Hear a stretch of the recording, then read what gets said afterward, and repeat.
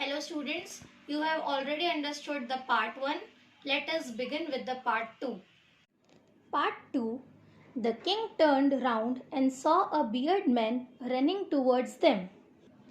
Hermit जब अचानक से बोलता है कि देखो कोई आ रहा है, तो किंग मुड़कर उन्हें देखते हैं।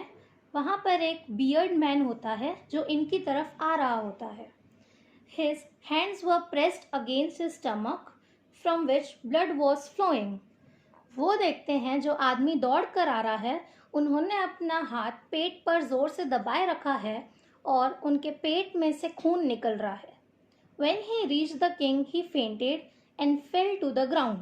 जैसे ही वो किंग के पास पहुंचते हैं, उन्हें चक्कर आ जाता है और वो गिर जाते हैं। The king and the hermit removed the man's clothing and found a large wound in his stomach. King और हर्मिट उस आदमी के कपड़े उतार देते हैं और देखते हैं कि उनके पेट पर एक बड़ा सा जख्म हो गया है। The king washed and covered it with his handkerchief, but the blood would not stop flowing. राजा ने उस जख्म को साफ किया और अपना रुमाल निकालकर वहां रख दिया, बट खून रुक नहीं रहा था। The king redressed the wound until at last the bleeding stopped. और वो बार बार उसे ठीक करने लगे जब तक खून रुक नहीं गया। The man felt better and asked for something to drink. अब उस आदमी को ठीक लगता है और वो मांगते हैं कुछ पीने के लिए। The king brought fresh water and gave it to him. राजा पानी ले आते हैं और उसे देते हैं। By this time the sun had set and the air was cool. अब सनसेट हो चुका है और जो हवा है वो भी ठंडी है। The king with the hermit's help carried the wounded man into the hut and laid him on the bed. Raja hermit का सहारा लेकर उसे हट में ले जाते हैं और बेड पर सुला देते हैं। The man closed his eyes and lay quiet. वो जो आदमी था वो बेड पर आंखें बंद करा हुआ पड़ा रहता है और चुप रहता है। The king tried by his walk and the work he had done. अब राजा बहुत ही ज़्यादा थक चुके हैं क्योंकि उन्होंने बहुत काम भी किया है और इस आदमी को भी संभाला है। Lay down on the floor and slept through the night. फिर वो ज़मीन में लेट जाते हैं और पूरी रात सो जाते हैं। When he awoke, it was several minutes before he could remember where he was or who the strange bearded man lying on the bed was. जैसे ही राजा उठते हैं, वो सब कुछ भूल चुके होते हैं कि वो कहाँ है और ये कौन स्ट्रेंज बियर्ड मैन है जो बेड पर है। Forgive me, said the bearded man in a weak voice when he saw the king was awake. जो बियर्ड मैन होता है वो राजा से माफ़ी मांगता है जब वो देखता है कि राजा उठ चुके हैं। I do not know you and have nothing to forgive you for, said the king. राजा बोलते हैं कि मैं तो तुम्हें नहीं जानता और मुझे माफ़ करने की तुम्हें कोई ज़रूरत ही नहीं है, ऐसा तो तुमने कुछ नहीं किया है। You do not know me, but I know you. Strange man बोलता है कि आप मुझे नहीं जानते, पर मैं आपको जानता हूँ। I am that enemy of yours who swore revenge on you because you put my brother to death and seized my property. मैं आपका दुश्मन हूँ जिसने कसम खाई थी कि मैं आपसे रिवेंज लूँगा क्योंकि आपने मेरे भाई को मारा था और मेरी प्रॉपर्टी ले ली थी। I knew you had gone alone to see that hermit and I made up my mind to kill you on your way home. Strange beard man बोलता है कि मैंने आपको हर्मिट के पास अकेले जाते हुए देख लिया था और मैंने डिसाइड किया था जब आप घर जाएंगे तब मैं आपको मार डालूंगा। But the day passed and you did not return. But एक दिन हो चुका था बट आप वापस नहीं आए थे। So I left my hiding place and I came upon your bodyguard who recognized me and wounded me. मैं जिस जगह पर छुपा था मैं वहाँ से निकला और मैं आपके बॉडीगार्ड के पास गया जिन्होंने मुझे पहचान लिया और उन्हें ही मुझे मारा। I escaped from him but I should have died if you had not dressed my wounds.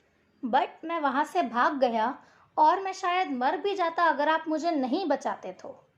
I wish to kill you and you have saved my life. मैं आपको मारना चाहता था बट आपने मेरी ज़िंदगी बचा ली। Now if I live I will serve you as your most faithful servant and will order my son to do same. Forgive me. But अब जब तक मैं ज़िंदा हूँ मैं आपके लिए काम करूँगा और मैं आपका नौकर बनकर रहूँगा और मैं अपने बेटों को भी यही बोलूँगा, प्लीज़ मुझे माफ़ कर दीजिए। The king was very happy to have made peace with his enemy so easily and to have won him over as a friend. राजा बहुत ही ज़्यादा खुश हो जाता है क्योंकि उसका दुश्मन उसका दोस्त बन चुका था। He not only forgave him but said he would send his servants and his own doctor to look after him and he promised to give back the man his property. राजा ने उस आदमी को माफ़ कर दिया और अपने सर्वेंट्स और डॉक्टर भेजे ताकि वो उस आदमी का ध्यान रख सकें और राजा ने उससे प्रॉमिस किया कि वो उसे पूरी प्रॉपर्टी वापस दे देंगे। Leaving the wounded man the king went out of the hut and looked round for the hermit. उस आदमी से बात होने के बाद राजा बाहर जाते हैं और हर्मिट को ढूंढते हैं। Before going away he wished once more to get answers to his questions.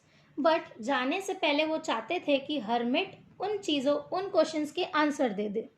The hermit was on his knees sowing seeds in the beds that had been dug the day before. एक दिन पहले जो राजा और hermit ने खड्डे खोदे होते हैं वहाँ पर हर्मिट अपने नीज पर होते हैं और बीज डाल रहे होते हैं। The king went up to the hermit and said, for the last time I beg you to answer my questions wise man.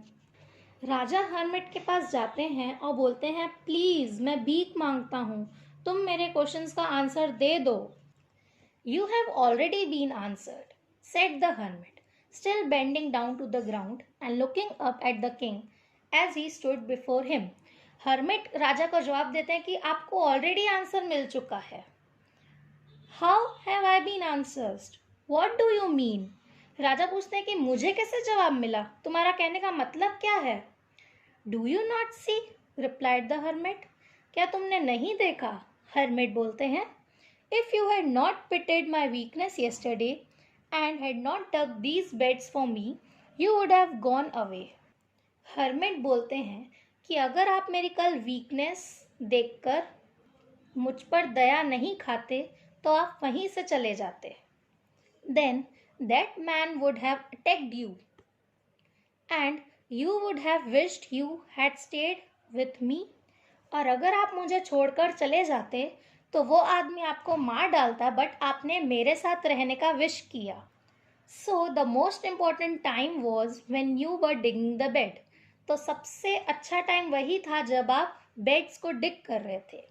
And I was the most important man and to do me good was your most important business. और मैं आपके लिए सबसे important था और आपने मेरी मदद की, वो ही सबसे ज़्यादा इम्पॉर्टेंट बिजनेस था। Afterwards when the man ran to us the most important time was when you were caring for him because if you had not dressed his wounds he would have died without having made peace with you. और बाद में सबसे important time वही था जब आप उस bounded की हेल्प कर रहे थे। अगर आप उसकी हेल्प नहीं करते तो वो वहीं मर जाता और आप अपने एनिमी के साथ शांति मेंटेन नहीं कर पाते थे। So he was the most important man and what you did for him was your most important business. तो वो सबसे ज़्यादा इम्पॉर्टेंट आदमी था और आपने उसके लिए जो भी किया वो सबसे ज़्यादा इम्पॉर्टेंट बिजनेस था। Remember then, there is only one time that is important and that time is now. तो अब आपको पता चला कि सबसे इम्पॉर्टेंट टाइम वही होता है अभी का। It is the most important time because it is the only time we have any power to act. हमारा सबसे कीमती समय अभी का ही है, क्योंकि हमारे पास अभी ही पावर है वो चीज करने की. The most necessary person is the person you are with a particular moment, for no one knows what will happen in the future and whether we will meet anyone else. तो सबसे important person आप ही हो, वो भी एक particular moment में, क्योंकि आपको नहीं पता फ्यूचर में क्या होने वाला है, आप किससे मिलने वाले हैं, किससे नहीं मिलने वाले हैं. The most important business is to do that person good, because we were sent in to this world for that purpose alone. और सबसे इम्पॉर्टेंट बिजनेस वही है कि आप सब लोगों की मदद करें, क्योंकि हमें इस वर्ल्ड में इसी पर्पस के लिए भेजा गया है. तो इस चैप्टर में राजा को उसके जवाब खुद मिल जाते हैं. एंड आपको इस स्टोरी से ये सीखने मिलता है कि आपको सबकी मदद करनी चाहिए, क्योंकि हमें फ्यूचर का कोई भरोसा नहीं है. अब आपको ये क्वेश्चन आंसर्स अपने नोटबुक में लिखने हैं. Question number 1, why was the king advised to go to the magicians? Answer, the king was advised to go to magicians because only the magicians have the power to look into future and decide the right time for doing something. Question number 2, in answer to the second question, whose advice did the people say would be important to the king? Answer, in answer to the second question, the people suggested the king to take advice of his counselors, priests, doctors, or soldiers. Question number 3, what suggestions were made in answer to the third question? Answer, in answer to the third question, the king was suggested that science, fighting, and religious worships were the most important things that king should do. Question number 4, did the wise man win the reward? If not, why not? Answer, the wise men were not awarded as their answers were very different from those of one another. They confused the king instead of convincing him. Question number 5, how did the king and the hermit help the wounded man? Answer, the king and the hermit removed the clothes of the wounded man. The king washed the large wound of the bearded man and dressed it with the handkerchief. Question number 6, first, who was the bearded man?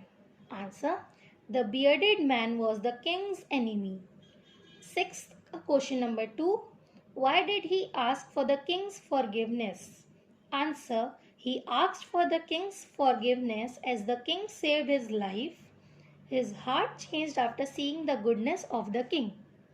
Question number 7, the king forgave the bearded man.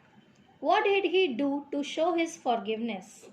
Answer, the king forgave the bearded man and promised to send his servant and the doctor to serve him. He even promised to return the property of the bearded man which the king has confiscated.